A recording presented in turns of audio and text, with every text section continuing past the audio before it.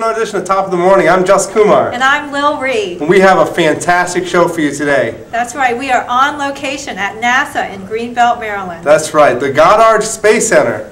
And we're going to be going on a tour. Right. The Hubble space mission is going on right now. Home of the Hubble Space Telescope. That's right. So there's been a lot of activity, and we're going to take a tour and see what's going on, see how they go ahead and test the components, and how they went ahead and prepared actually for this last mission that they're on right now. Yeah, it's fascinating. And if you don't like science, I think you'll change your mind after you see this show. That's right. Because science is cool. Science is very cool. So stay tuned, all right? Stay tuned. We have a great show for you. We'll be right back.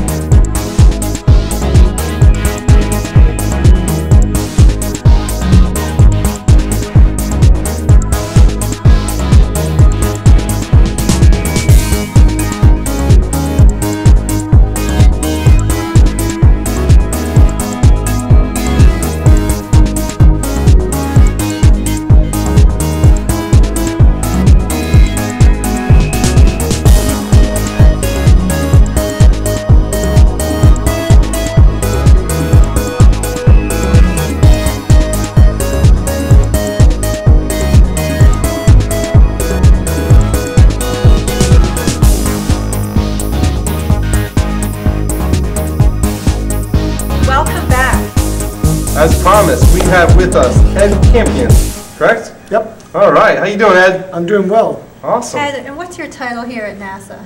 I'm the news chief here at the Goddard Space Flight Center, so I work in the public affairs office. That's wonderful. And I understand there's been a lot of activity going on this week. There has. Goddard is the home of the Hubble Space Telescope, so we've been very busy this week making the telescope an even better observatory and getting ready for even better pictures to come back here. Sure, a lot of things have been happening. Actually, the space shuttle's still up in outer space right now, right? Space shuttle stayed up for an extra day in space because of the weather in Florida, so the crew actually gets sort of a well-deserved day off to just look out the window and kind of take in the view. They did a magnificent job over the course of 11 days, really making Hubble a first-class observatory.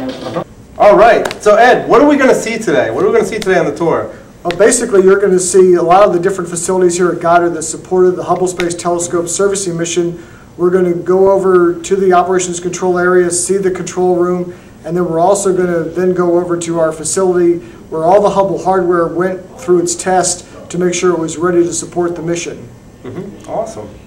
Yeah, I can't wait. Yeah. So that's it. Stay tuned. We'll be right back. Don't go away. All right, we're here with Ed Campion, NASA spokesperson. How you doing, Ed? Good. So we're over here. This is the Hubble Space Shuttle, huh? It is. It's the Hubble Space Telescope that's in orbit right now. The crew aboard Atlantis just finished a very successful mission refurbishing and renewing the telescope. They basically had two main purposes when they went up. One was to extend Hubble's operating life by putting new thermal blankets on, new batteries, new gyroscopes, just to extend the day-to-day operating life. They also repaired two instruments that were no longer working and put new science instruments in, which vastly increased Hubble's operating capability. So we've essentially extended Hubble's life for at least another 5 to 10 years, and we've basically taken a 4 meg digital camera and made it a 16 meg digital camera. Wow, so it's 4 times the strength now. It is. It's an incredible observatory already, but it's going to be even more magnificent in the future. So you said the life's been extended for 10 years. How long has it been in service so far? The Hubble was launched in 1990, and as everybody knows from history, we discovered we had a flaw in the mirror. We did the first servicing mission in 1993, which restored its capability, and then since that time we've done 4 more missions, the most recent one now, this month, that have allowed us to keep the telescope upgraded and operating properly. So Hubble's been operating for almost 20 years, and we hopefully another 5 to 10 years to go. That's awesome. So now I'm looking at this thing, okay? This is just a few feet big. How big is it out there in space right now? Yeah, about the size of a school bus. It's almost 60 feet in length. When it was launched aboard the space shuttle, it literally took up the whole cargo bay. Hubble was specifically designed to interface with the shuttle, that the shuttle would deploy it and then periodically visit the telescope. and replace big box sort of components. We recognized a long time ago newer things were going to come along or things were going to wear out. So things like batteries and gyroscopes and thermal blankets could be replaced. Better science instruments would come along and be installed. And so Hubble constantly sort of improves itself and keeps peering further and further into the universe. That sounds good. So that's really what's happening now. Why it's going from 4 to 16 exactly. megs, as you said. All right, so we're looking at the telescope here, right? This is the main body. This is where the telescope is. What are these other parts? Like this little flap over here, this over here. That looks like some kind of a radar thing up there. Right. Well, starting from the top of the telescope, the large flap at the top is what's called the aperture door.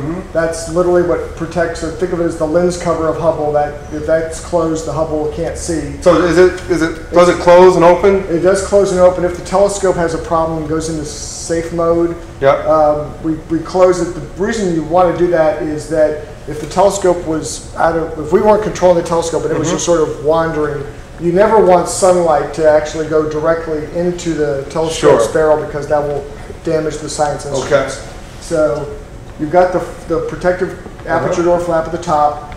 You have this long barrel at the front part of the telescope, which is literally just like a telescope on the ground. It's the barrel portion. You see the little yellow handrails. That's literally, those are handrails that were put on the telescope so that the astronauts can move around the outside of the telescope. Interesting. So they're like things for them to hold on to while they're moving around. As they have to move around the telescope, they literally have handholds they can use to traverse from one part of the telescope to another. When you get about to the middle of the telescope, you've got on either side the 2 large solar arrays that are designed to give Hubble its power. Basically, when Hubble's in the sun, the arrays generate electricity and the Hubble just operates off of electricity directly. Does it store electricity? It also does. We have 6 batteries on board that store the electricity so that when Hubble is on the shadow side of the Earth, it can generate the thermal protection support it needs in terms of heaters to keep the onboard computers and other things warm, the instruments warm. So you have batteries that are storing electricity. And then basically at the bottom half of the telescope is all the science bays. This is where all the different science instruments are located, and the doors literally open up and these instruments can be taken out. And some of the instruments are literally the size of a refrigerator or bigger. So they're very hefty units, but they're all designed for the doors to open up and the unit to come straight out with the astronauts, and then the new unit goes in. Awesome. Awesome, very good. So what's next? Next for the Hubble is going to be basically a lot of checkout for the telescope. We've got the instruments in. We know they've got power, but now we have to do all the fine, tweaking, focusing, adjusting, calibrating. So we're here at the stock, right? Yep. This is called stock. Tell the audience, what is stock? Stock is the Space Telescope Operation Control Center. This is located at Goddard Space Flight Center, and it basically 365 days a year, 24/7, maintains the health of the Hubble Space Telescope and also changes, repositions the telescope so it can make its scientific observations. During the STS-125 mission, the Space Telescope Operation Control Room, or STOC, was fully staffed with flight controllers who were working hand in hand with the flight controllers in Houston to oversee the astronauts as they made the changes to the telescope in terms of the new instruments or the new thermal blankets or the new gyros, the new batteries, making sure they were alive and well and operating properly. Wow, so this is the control center. So this place is manned 24 hours a day. There's always somebody in here monitoring what's happening with the Hubble. Right. There's always somebody in the stock making sure the telescope is healthy, and basically what happens for science is the Space Telescope Science Institute up in Baltimore is where the science is done. They send instructions down here as to what's the next astronomical target that we need to move the telescope towards for observation, and then the stock literally sends commands to Hubble, and the gyroscopes on board Hubble literally cause the telescope to shift position and make the new observation. Wow. This is the heart. Now, there's not that many people in here now, but I'm sure last week when they were working on the Hubble, this place was crowded, right? Right. From about 24 hours before launch through the Hubble being deployed, this room was filled with a whole team of flight controllers who each had a very specific role in terms of monitoring a particular system on the Hubble telescope, and advising the mission operations manager, who actually sat at the desk closest to the window here. He's like the flight director of Goddard Space Flight Center in terms of the stock operations, and then he interfaced with the flight director in Houston to make sure everything was coordinated properly. Wow. Now I'm looking at this model over here. It actually looks like the Hubble's almost the same size as the space shuttle, right? The Hubble, when it went up in the shuttle's payload bay, was literally took up the whole payload bay. Yeah, you can tell. And the solar arrays weren't even deployed yet, so it was very compact in the payload bay. But it's a big observatory. It's almost 60 feet in length. Wow. So I can see how they did build that just to fit into the shuttle. Yeah, the shuttle was very specifically designed to interface with the Hubble Space Telescope was very specifically designed to fly with and be supported by the space shuttle. That's why this was the last servicing mission to Hubble, as far as we can tell, because the shuttle's being retired next year, and there won't be another opportunity for another shuttle flight to Hubble before that. Wow. Okay. Well, what's next on the tour?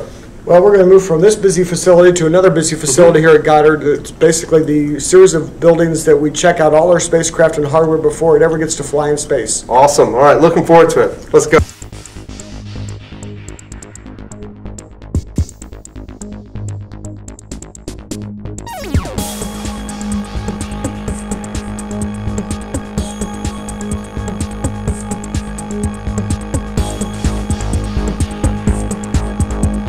Thank you for that tour of the control center over there. My pleasure. All right, so now we're going to go ahead and move on with the tour. And actually, Lil and one of the other hosts of the show is going to be joining us at the next spot. Great. We're going to go over to what's called our spacecraft checkout facility. This is where every piece of hardware or instrument that flies in space has to go through a whole series of tests before it ever gets to fly on the shuttle. Awesome. All right, let's go check it out. Okay.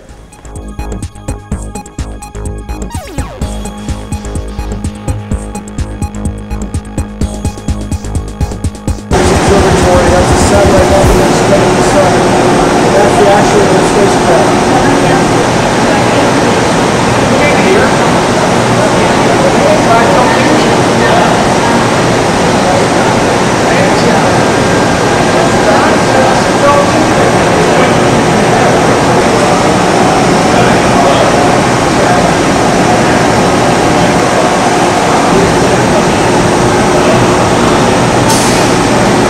Well, joining us now is Lil. How you doing, Lil? Good, how are you, Josh? Doing great. Good to have you come join us. Yeah. So now, Ed, where are we? This is the We're now in what's called our building 71029 complex. Think of this as the building where everything has to pass through before it ever flies in space. So behind me right now, what you're seeing in a clean room is the Solar Dynamics Observatory. That's a satellite that's going to be launched this fall that will be studying the sun, helping us better understand the sun's behavior and how it affects life here on Earth. wow. As you can probably tell by the noise, this is almost a factory in terms of its operation. What was that, Ed? I couldn't hear you. Speak up.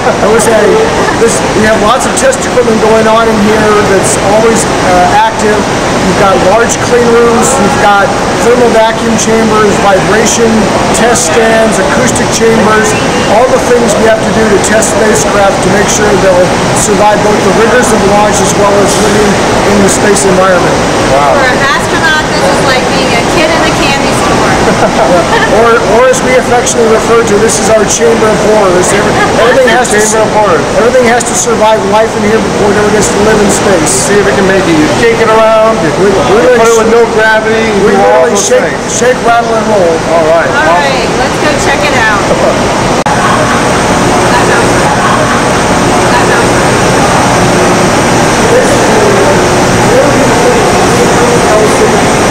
Back up here, closed off in plastic. So, Ed, what's this place right here?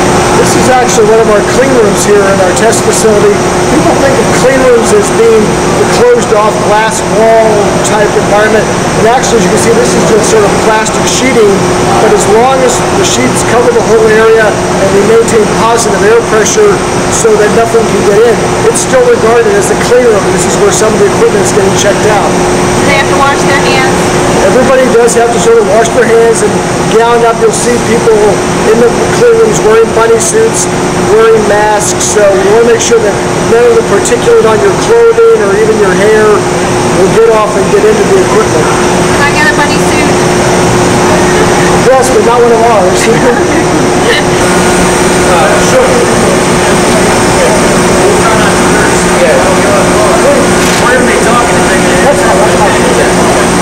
This is a great tour now. What is this guy doing behind us? It looks like he's roasting marshmallows. No marshmallows, but what you see is one of our small thermal vacuum chambers. This is literally where we can put spacecraft or components in a chamber, close the door, pump it down so there's zero pressure in it, so it's the same environment as space, and then we can also change the temperature. We can either raise it up so it's like 250 degrees Fahrenheit or crank it down so it's almost minus 200 degrees Fahrenheit. Literally the same temperature as the spacecraft will experience when it's in orbit in the space environment. Wow, that's fascinating. It's definitely one cool and one hot place to be. All right, let's take a look.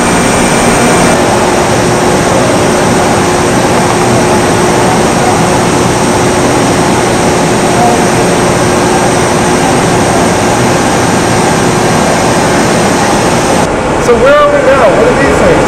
Well, this is literally the biggest of our thermal vacuum chambers. This is the one that all the big pieces of the Hubble hardware had to go through for their testing. What you're looking at right now is really only half of the chamber. There's a whole other half that's below this floor level. And I don't know if the shot will show, but actually the top of the chamber is also off right now. And that's literally how we get the hardware in.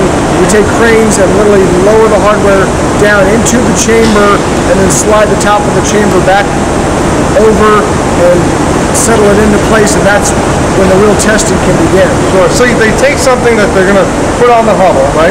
They put it in here, and then what happens to that piece when it's inside? All the hardware that goes in here is on a stand. We're monitoring its condition.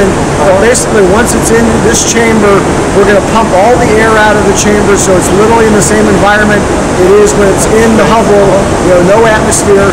And then we'll also crank up the temperature to 250 degrees Fahrenheit or down to a minus 150, because those are the temperature extremes the hardware has to be able to live in space. Wow, that's amazing. All right, let's see some more. Okay. This will be the next spot. All right, so where are we now? Well, basically what we're in is what's one of our acoustic test chambers. This is literally where we'll put hardware in and we'll close the doors, and we've got big speakers you may be able to see behind me, but those speakers literally can amplify the same level of sound that the hardware is going to experience when it's in the shuttle's payload bay at launch.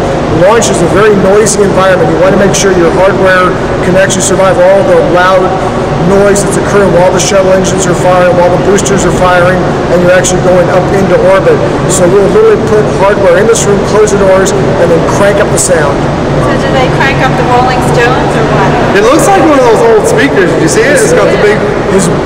His master's voice. So look for the dog. But this is, if you really want to listen to your favorite album, this is the room. This is the room to listen to. This is the rock out room. That's right. So what do we have here? This looks like the solar panel. Is this the solar panel that's on the Hubble? Actually, we sort of have switched spacecraft here. This is a mock-up of part of what's called the Lunar Reconnaissance Orbiter, or LRO. That's a satellite we're going to be launching in mid to late June.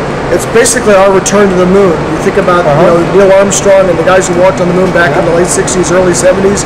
It's been almost 40 years since that happened. We're going back to the moon. The first step in that process is literally Goddard's Lunar Reconnaissance Orbiter. It's going to map the moon in more detail than we've ever had before and prepare us for later trips by humans to build lunar bases and be there permanently. Wow, now we were chatting at lunch about how the technology wasn't there yet, and you could see like shadows when you were filming. So why don't you tell us about how technology has improved? Well, basically what we're trying to do is we're trying to understand the moon in much finer detail. What are the actual resources on the moon? What's the moon's rocks made of? in specific locations. We brought several hundred pounds of moon rocks back. We sort of know most of the elements that are in the soil, but we don't know what elements are in what part of the moon. If we can literally map the whole moon and know exactly what elements are in what locations, that gives you a much better idea of where should you put your lunar base so you can sort of live off the land. You know, you'll have more resources to tap into. Now about those moon rocks, can we buy some on eBay? The moon rocks aren't available on eBay. Darn. Sorry, but we're going to have a website, Lunar Reconnaissance Orbiter website, and we're literally going to try and sort of bring people along for the ride, let people see the data as it's coming, keep updated as to all the things that are happening. It's going to take us probably a year to map the whole moon, but as we get that data, as we get those images, we're going to try and create all sorts of visualizations. So pretty soon, you'll literally be on your computer and you'll be able to fly through the moon's canyons and craters to understand exactly what it's like there. Well, that sounds pretty awesome. In 3D and high def? In high def. High def. All right. All right, so we're finishing up the tour here. What do we have behind us? Well, basically what you're looking at now is one of the world's largest clean rooms. It's an incredibly sterile environment. And in this room, we have high fidelity mock-ups of the Space Telescope. We literally have the same compartments that are on the telescope in orbit. And the astronauts came here for the better part of the last year and a half to actually practice putting the real hardware into these high fidelity mock-ups. So all the activities they did on orbit, in the payload bay of the shuttle, during their spacewalks, they first did here in this clean room with the same equipment. Awesome. So this was the practice center, so to speak. Sorry, this is literally where it all came together. Every piece of the spacewalk was choreographed here at Goddard, and then it was practiced here numerous times in this clean room. And I understand the astronauts had a very tight schedule while they were here. They did have a very tight schedule both here and in space. We knew that spacewalks were going to be limited at about 6.5 hours, so you wanted to utilize every minute of that time out in the spacewalk. So we, over and over again in this room, would practice the same procedures and also practice, well, what are you going to do if this doesn't work? What's your backup if the main plan doesn't work? And they practiced that here. So by the time they went into space, they were well rehearsed and ready for just about anything that presented itself while they were doing the spacewalks. Now how come it has to be limited to 6.5 hours? It has to be limited because they're on backpacks that have the oxygen, the electricity to operate their suits. The spacewalks can go longer than 6.5, but it's a very challenging environment in terms of when you're in that spacesuit and it's pressurized. Think of it as almost like everything you do is magnified. If you want to close your grip, you have to really work to close your grip because your gloves are pressurized. And the spacesuit, while it fits them, it's not exactly a custom fit, so you're rattling around a little bit in it. So you're almost, some of the astronauts have described it almost like a 12-round prize fight, that by the time they finish the spacewalk, they're feeling pretty beat up. They've had a real adventure out there, and they feel like they've really given it their all to make the spacewalk. All right, that was awesome. Yeah, Ed, thank you so much for this tour. It's been a wonderful event. That was my pleasure. Glad to have you guys here. Very educational. You know, That's I'm right. here at the spot where all the training and all the parts of the Hubble happen. So Goddard Space Flight, it is indeed the home of the Hubble. Yep, that's awesome.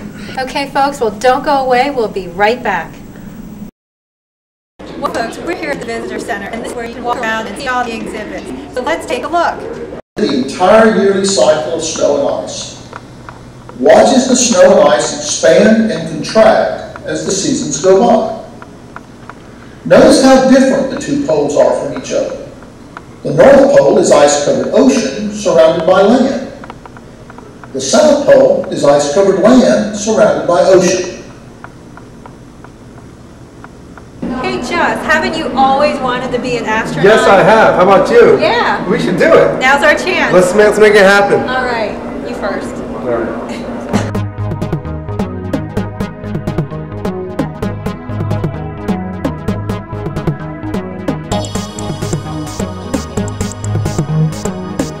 All right, you ready to have some fun? Yeah.